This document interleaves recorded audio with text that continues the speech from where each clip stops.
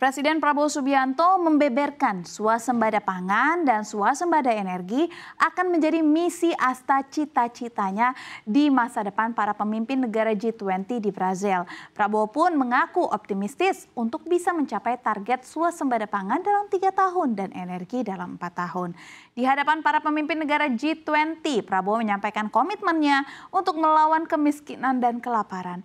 Presiden ke-8 RI ini meyakini Indonesia akan memberikan kontribusi yang nyata pada aliansi global, yakni Global Alliance Against Hunger dan Poverty dalam waktu 5 tahun ke depan. Peluncuran Global Alliance Against Hunger dan Poverty sendiri menjadi salah satu tonggak penting dalam KTT G20 kali ini.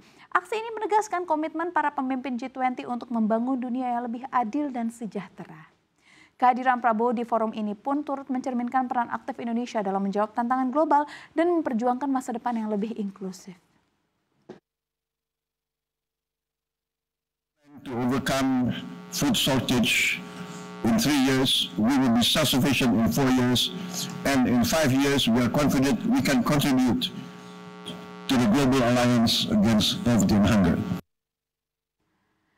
Lawatan perdana Presiden Prabowo ke mancanegara termasuk menghadiri konferensi tingkat tinggi G20 di Brasil menjadi salah satu sorotan redaksi CNBC Indonesia.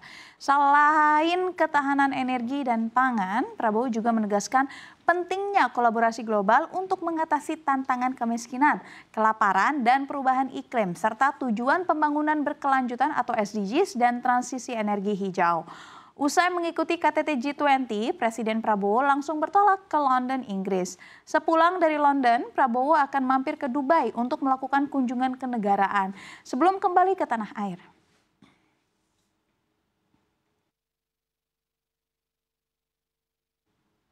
Ya, Mas Iqbal dan juga Mbak, ini aku bingung ya sebenarnya, bukannya aku skeptis, bukan aku pesimis, tapi kalau yang dibicarakan atau yang diusung ini poverty, bukannya aku nggak percaya sama Pak Prabowo, tapi banyak sekali pemimpin dunia sejak lama sudah seingin itu menyelesaikan poverty yang ada di dunia, tapi hasilnya zong.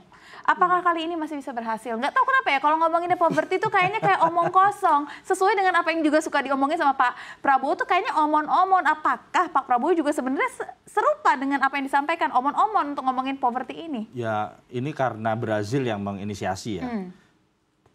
Konferensi global ini, aliansi global untuk kemiskinan dan kelaparan. Jadi ya, dan kebetulan memang stance-nya Pak Prabowo kan juga sama soal ini kan.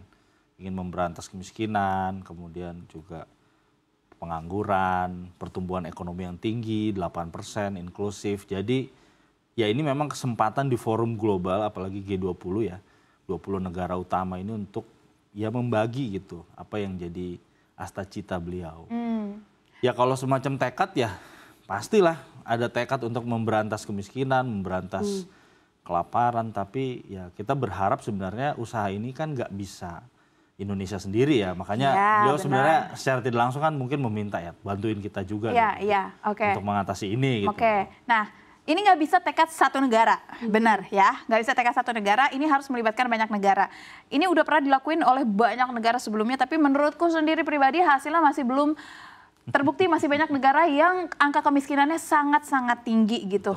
Apakah oleh-oleh yang dikatakan ini ya, kerjasama atau mungkin tekad ini, itu sebenarnya ya hanya wacana aja?